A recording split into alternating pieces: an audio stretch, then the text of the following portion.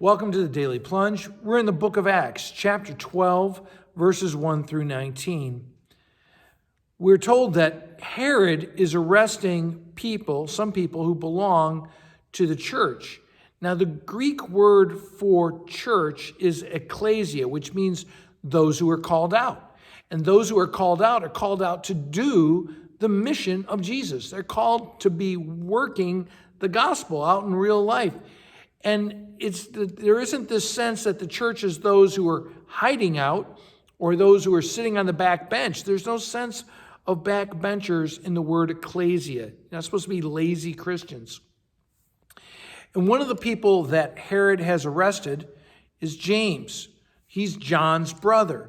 And remember, he was part of that inner circle of Peter, James, and John. They were with Jesus at some of the biggest moments of the ministry, like when Jesus raised that little girl from the dead and up on the Mount of Transfiguration, and they were with him in the garden. And so James has been a critical leader in the early church. And when Herod puts him to death, it says that he got great acclaim from the crowds. So he got a boost in his poll numbers. Now, Herod is not a practicing Jew. He doesn't believe in this. This is all about politics and power for him. And since this was good to kill James, let's go ahead and arrest Peter. So he does.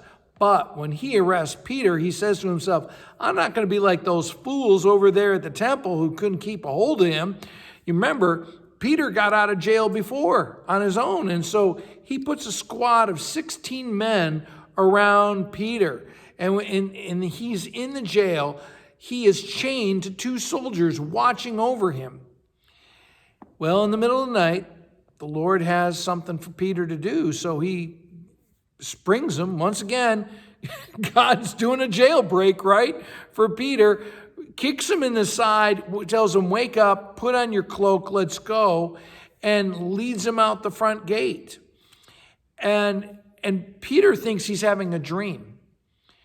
And all of a sudden he wakes up and realizes he's out in the streets. And so he makes his way to Mark's mom's house. So the author of the Gospel of Mark, well, he goes to his mom's house.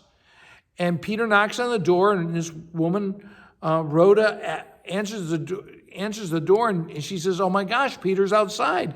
And the rest of the Christians there are like, oh, no way, he's in jail. We don't believe it. And so they ignore it. And Peter has to keep knocking, like, let me in. And they are astonished. And so he has to, they're like, oh my gosh, they're yelling and screaming. And he's like, shh, gotta quiet down. There actually might be some guards looking for me. And he says, tell James, who is the brother of Jesus, and the other brothers and sisters about this, but then he moves on. And, I think about how can we believe God will free us from our prisons and our chains? How often do we think, oh, God can never break me out of my brokenness? And, what's the spiritual prison that you need to be delivered from? And if we believe that God can empty a grave, why don't we think he can empty our prison, open us up? So will you believe what God can do in your life? Will you believe that God can free you from whatever prison you're in? Pray for that. Pray for that and see what God does. Well, thanks, friends. Have a blessed day.